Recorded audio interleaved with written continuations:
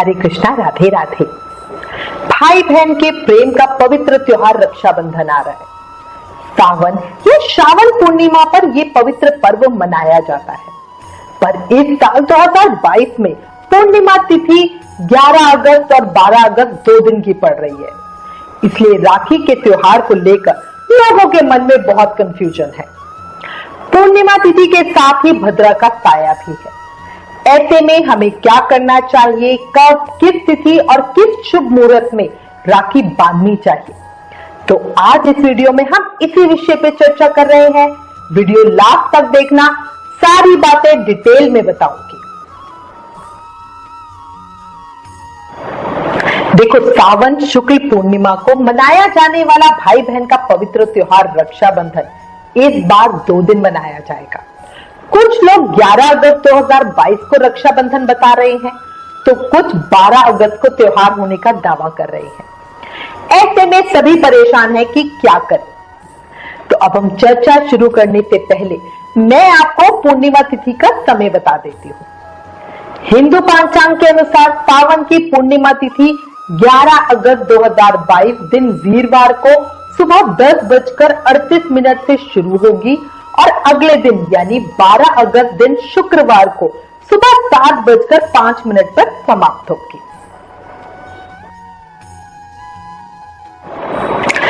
11 अगस्त को पूरे दिन भद्रा का साया है। रक्षाबंधन के दिन भद्रा पुंज 11 अगस्त को शाम 5:17 से 6:18 तक है। रक्षाबंधन पर भद्रा का मुख शाम को 6:18 से लेकर रात को 8 बजे तक है। अब रक्षाबंधन के दिन भद्रा काल की जो समाप्ति है, भद्रा काल जो खत्म हो रहा है, वो हो रहा है रात को 8:51 पर। कई लोग 11 अगस्त को शाम को भद्रा पुंज समय में राखी बांधने की सलाह दे रहे हैं, पर हम इस धारणा के साथ नहीं है। शाम को राखी नहीं बांधनी चाहिए। अब है ना, एक बहुत कॉमन प्रश्न आता है कि क्यों भद्रा काल में राखी नहीं बांधनी चाहिए। तो देखो, पुराणों में कहा गया है कि भद्रा का योग और सूतक में राखी नहीं बांधनी चाहिए। भद्रा रहित जो समय होता है वही राखी बांधने का सबसे उत्तम समय होता है। इससे भाई के भाग्य में वृद्धि होती है। भद्रा काल में राखी बांधना बहुत अशुभ माना गया है। इसके अलावा अन्य कोई भी शुभ या मांगलिक कार्य भद्रा के समय में करना वर्जित है, मना है। इससे अशुभ फल की प्राप्ति होती है। अच्छा, एक बात कही जाती है कि रावण की बहन शूर्पणखा ने उन्हें भद्रा काल में राखी बांधी थी। इसी के बाद रावण की दुर्गति हुई, जो हम सब जानते हैं। पुराणों में उल्लेख है कि यदि शूर्पणखा भद्रा काल टाल देती तो कोई ताकत रावण को हरा नहीं सकती थी, क्योंकि रावण महाज्ञानी था। पर विनाश काले विपरीत बुद्धि की वजह से साक्षात भगवान भी रावण को नहीं दिखे और यही उनके विनाश का कारण हुआ। इसके अलावा यह भी कहा जाता है कि जब ब्रह्मा, विष्णु और महेश एक साथ होते हैं तभी हमें कोई पूजा कार्य संपन्न हुआ माना जाता है। पर यह मान्यता है कि भद्रा काल में भगवान शंकर तांडव कर रहे होते हैं। इस वजह से वो किसी पूजा में सम्मिलित नहीं होते और भद्रा काल में की हुई पूजा संपन्न नहीं मानी जाती। अब आपके मन में एक प्रश्न आ रहा होगा, आखिर भद्रा कौन है, क्यों भद्रा काल में राखी नहीं बांधते? तो अब मैं आपको भद्रा की कहानी बताती हूँ। देखो, ऐसा माना जाता है कि दैत्यों को मारने के लिए भद्रा गंधर्व यानी गधे के मुख और लंबी पूंछ और 3 पैरों से युक्त होकर पैदा हुई थी। पौराणिक कथा के अनुसार भद्रा भगवान सूर्य नारायण और उनकी पत्नी छाया की पुत्री और यमराज और शनिदेव की बहन है। भद्रा काले वर्ण वाली, लंबे केश वाली, बड़े दांत वाली, भयंकर रूप वाली कन्या है। जन्म लेते ही भद्रा यज्ञों में विघ्न बाधा पहुंचाने लगी और मांगलिक कार्यों में उपद्रव मचाने लगी, सारे जगत को पीड़ा पहुंचाने लगी। शनिदेव की तरह ही इनका स्वभाव भी क्रोधी बताया गया है। उनके स्वभाव को नियंत्रित करने के लिए ही ब्रह्मा जी ने उन्हें काल गणना या पांचांग के एक जो प्रमुख अंग होता है विशिष्टीकरण में स्थान दे दिया। भद्रा की स्थिति में कुछ शुभ कार्य, यात्रा कोई भी न्यू प्रोडक्शन वगैरह का कार्य मना किया गया है। भद्रा के दुष्ट स्वभाव को देखकर सूर्य देव को उनके विवाह की चिंता होने लगी और वो सोचने लगे कि इस दुष्ट क्रूर कन्या के साथ विवाह कौन करेगा। सभी देवों ने सूर्य देव के विवाह प्रस्ताव को ठुकरा दिया। तब सूर्य देव ने ब्रह्मा जी से परामर्श लिया। ब्रह्मा जी ने विशिष्टि से कहा कि भद्रे, बव, बालक, कौलव आदि कारणों के अंत में तुम निवास करो। जो व्यक्ति तुम्हारे समय में गृह प्रवेश करेगा या कोई भी मांगलिक कार्य करेगा तो तुम उन्हीं के कार्यों में विघ्न डालो, या जो तुम्हारा आदर नहीं करेगा तुम उनके कार्य बिगाड़ दो। इस प्रकार का उपदेश देके ब्रह्मा जी अपने लोक में चले गए। इस तरह ब्रह्मा जी ने बताया, जो भी भद्रा काल में शुभ काम करेगा उसका अशुभ होगा। भद्रा काल के अलावा राहु काल में भी राखी नहीं बांधनी चाहिए, हमेशा याद रखना। अब प्रश्न आता है कि राखी बांधेगा, तो देखो कई लोग 11 अगस्त को राखी बांधने की सलाह दे रहे हैं, कई 12 अगस्त को। हम पर्सनली 12 अगस्त को ही रक्षाबंधन का त्योहार मनाएंगे। अब 12 को ही क्यों? देखो 12 अगस्त को उदया तिथि यानी सूर्य उदय के समय पूर्णिमा तिथि है। इससे पूर्णिमा तिथि पूरे दिन के लिए मान्य होगी और उदया काल में ही रक्षाबंधन मनाना सबसे उचित होता है।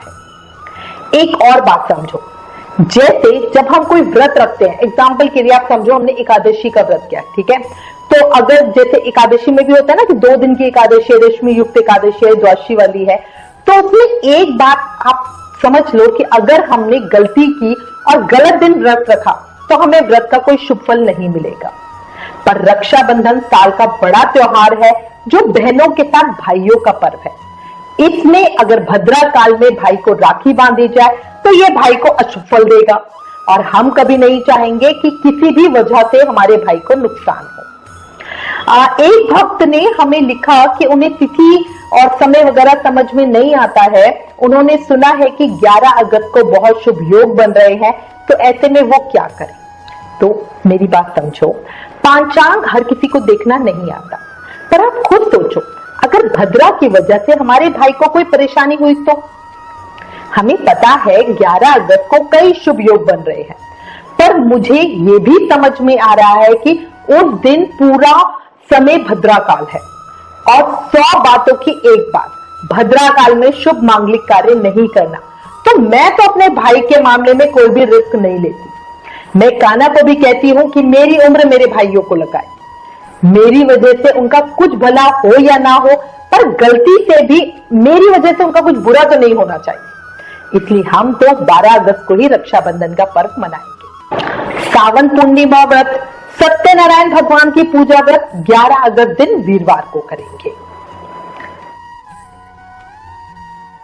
अब कई लोगों के मन में यह भी प्रश्न आएगा कि जो 11 अगस्त को राखी का पर्व मना रहे हैं या 11 अगस्त को ही स्कूल की, कॉलेजों की, दुकानों की छुट्टियां हैं, वो उस दिन रक्षाबंधन का पर्व बनाएंगे, तो क्या वो गलत है? देखो, इस विषय पे मैं इतना ही कहूंगी, हर किसी की अपना सोच, अपना भाव है। मैं पर्सनली भद्रा काल पर कोई भी शुभ मांगलिक कार्य नहीं करूंगी। वैसे 11 अगस्त को व्रत की पूर्णिमा के दिन पूरे दिन सिद्ध योग के साथ श्रावण नक्षत्र रहेगा। इसके अलावा भद्रा काल के अशुभ योग के दौरान कुछ शुभ योग का भी निर्माण हो रहा है।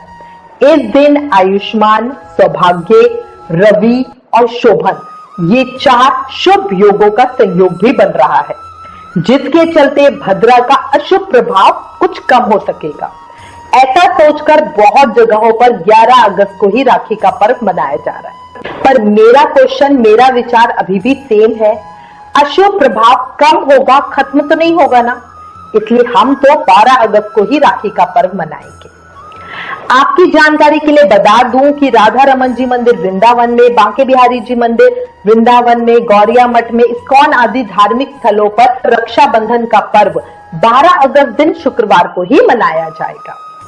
इसी के साथ मैं उम्मीद करती हूँ आपको ये जानकारी पसंद आई होगी और ये आपके लिए उपयोगी भी होगी।